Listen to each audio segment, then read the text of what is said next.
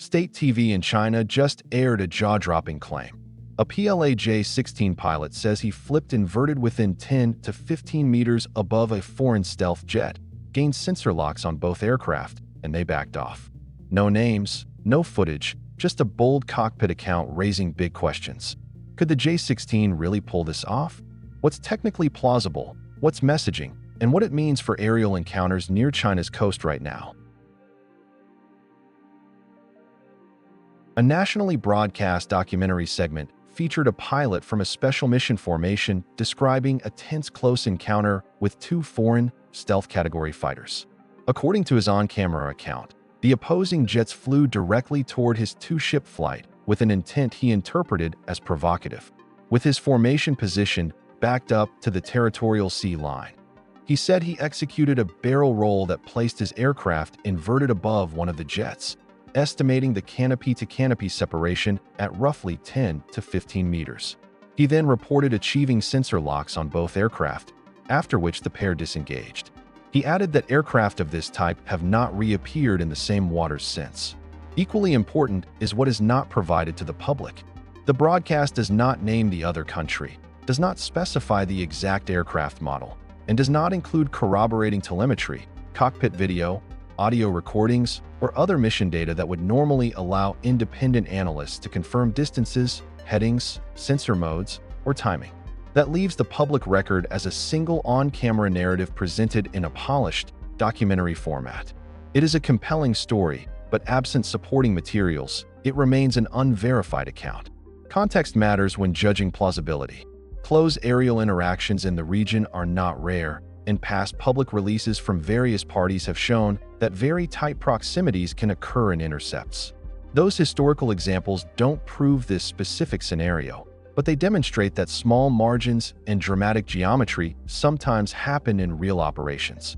They also help explain how an estimate like 10 to 15 meters can exist within a broader pattern of assertive aerial encounters. The responsible takeaway for audiences is to separate narrative power from evidentiary weight. What is explicit is the pilot's description, relative positions, maneuver choice, distance estimate, sensor outcome, and the claimed deterrent effect afterward. What is missing are named adversaries, coordinates, and instrumented proof. Parts of the scenario are technically plausible given what's publicly discussed about this class of aircraft.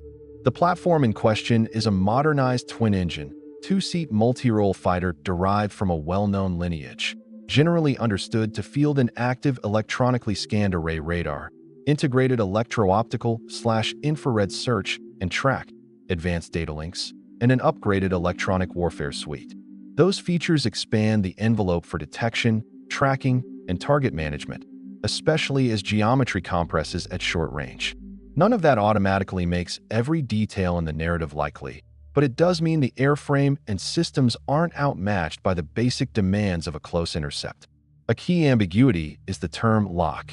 In everyday pilot storytelling, lock can serve as shorthand for several sensor states: a solid single-target radar track, time-shared tracking of multiple targets using agile beam steering, or a firm electro-optical/infrared solution cued by helmet or fusion symbology. At very short distances, measured in meters rather than miles, low observability confers much less advantage because visual and infrared cues dominate. If the distance estimate of roughly 10 to 15 meters is directionally accurate, rapid, high-quality tracks are feasible across multiple sensors. In that context, a pilot might describe fast sequential tracks as simultaneous, even if the avionics timeline is technically staggered by fractions of a second. The inverted barrel roll close pass is the most dramatic element.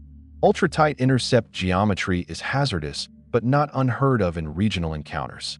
Translating such proximity from large aircraft intercepts to fighter-on-fighter dynamics adds complexity. Closure rates are higher, and the workload spikes. Here, the two-seat cockpit becomes a relevant factor. Splitting tasks between a pilot flying and a weapons systems officer can help manage radar, electronic countermeasures, and communications while executing demanding maneuvers. Physics and known human-machine integration do not, on their own, rule out the sequence as described. Local advantages near a nation's coastline can matter. Ground-based sensors, controllers, and data links can provide cueing that helps fighters maintain situational awareness as an intercept tightens. In a dense sensor environment, once geometry favors the intercepting flight, the opposing aircraft may decide that disengagement is the prudent option. Even without releasing raw data, broadcasting a story like this serves a clear signaling function. The narrative showcases a confident crew, a decisive maneuver, rapid sensor control, and an opposing flight that chooses to depart. The add-on claim that similar jets haven't returned turns a single encounter into a broader message. Approaches in sensitive coastal zones will be met by skilled crews capable of seizing the advantage, and repeated probes won't gain ground. For domestic audiences, that boosts confidence in air defense readiness. For regional watchers, it frames expectations about how close approaches may be handled. There are trade-offs. Celebrating ultra-close passes risks normalizing behavior that flight safety communities frequently warn about. When separation shrinks to single-digit meters, small misjudgments can have outsized consequences, particularly in poor visibility or at night. A collision would be a human tragedy and a geopolitical crisis. That's why many professionals emphasize disciplined intercept procedures and standardized communication.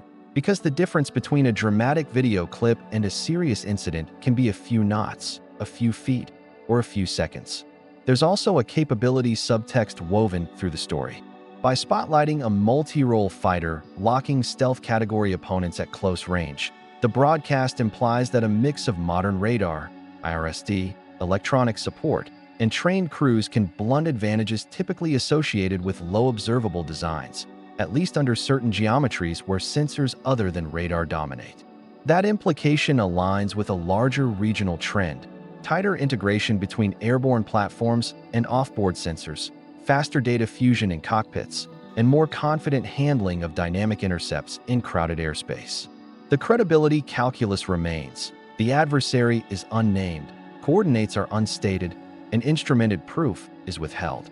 That maximizes narrative impact while minimizing opportunities for a point-by-point rebuttal. In the meantime, one lesson is already clear. In contested skies, messaging, training, and safety culture interact in real time, and each can shape outcomes long before any shot is taken. A dramatic cockpit account can shape perceptions even without hard data. This one suggests a confident crew, capable sensors, and assertive close-in handling, but it remains unconfirmed. The practical lesson is twofold. First, distinguish storytelling from evidence. Second, remember that ultra-tight intercepts compress safety margins and raise escalation risks. What matters next is whether additional footage, official statements, or clear procedures emerge to either validate or refine the narrative. Until then, view it as a signal of intent and capability, not a settled fact. If you enjoyed this video, don't forget to like, share, and subscribe for more updates on space exploration and scientific discoveries, and don't forget to leave a comment below. Also, you can visit our website, spaceinews.com. Thank you for watching, and see you next time.